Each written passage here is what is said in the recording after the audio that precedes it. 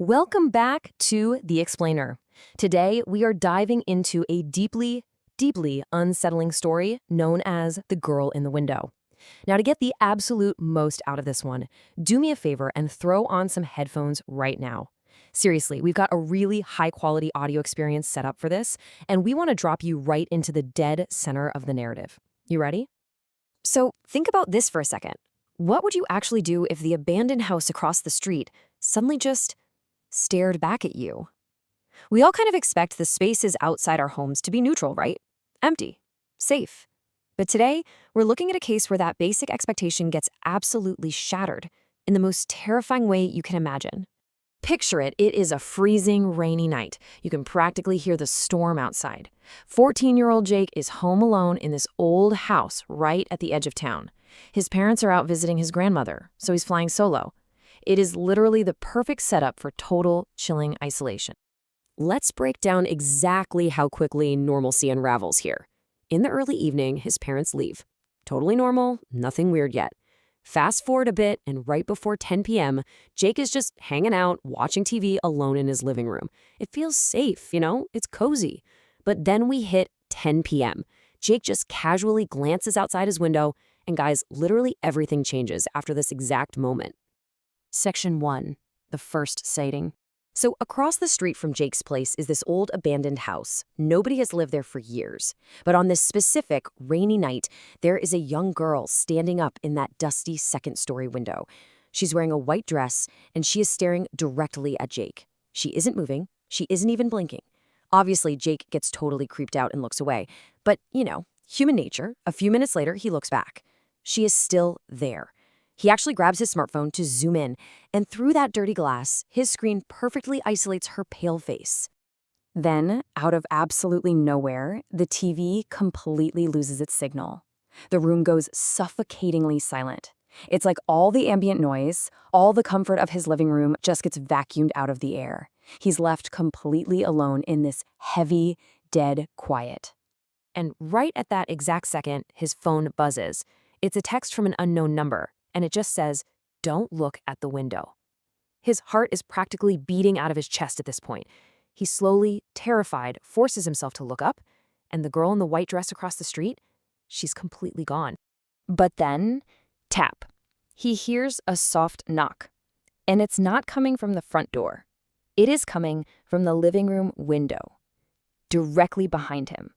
Tap, tap. Jake spins around. It's her. It's the exact same girl. Only now she isn't across the street anymore. She's standing right there, literally inches away, right outside his living room window. She is smiling at him. And her eyes are completely black. The nightmare is right at the glass. Section 2. Inside the boundaries. Jake does exactly what any of us would do. He screams, sprints up the stairs, and locks himself in his bedroom. And the tapping just keeps going. Tap, tap, tap. Until suddenly it stops. And this is what makes this so incredibly terrifying. The step-by-step erosion of safety. Think about it. Step 1, she's a distant threat across the road.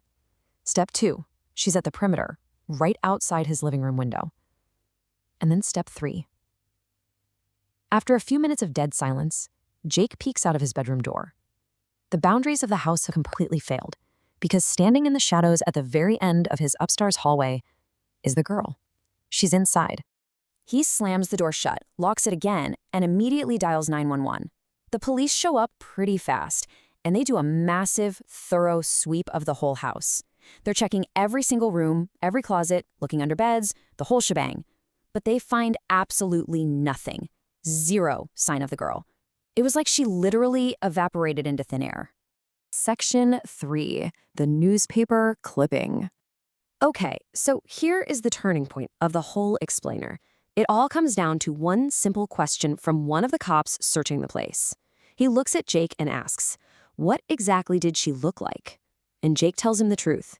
He describes the pale skin. He describes the vintage white dress. He mentions the solid black eyes.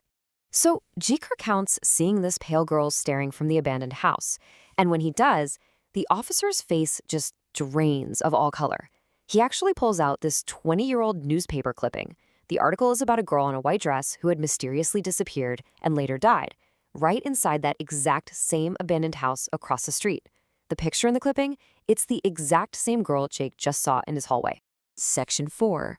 She is still watching. Jake never, ever stayed home alone again after that night. I mean, would you? The whole ordeal permanently changed him. But here's the thing. Just physically leaving the house wasn't enough to escape. And this is exactly why this story hits so hard for us today. It's about the modern violation of sanctuary. We lock our doors and windows to keep threats on the outside, right? But physical locks are completely useless against digital intrusions.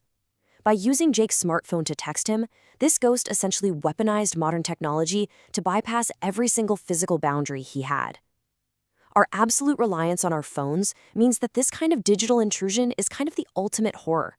It violates our safest, most private spaces, no matter how securely we lock ourselves away. Because the craziest part of all this, it didn't end that rainy night. Sometimes, late at night, Jake still gets text messages from completely unknown numbers. In fact, the most recent one popped up just yesterday. It was only 3 words: "I'm still watching." It really makes you wonder, right? If the physical walls of our homes can't protect us anymore, and the little devices we carry in our pockets are gateways for the things watching us from the dark, how do you ever truly know you're alone?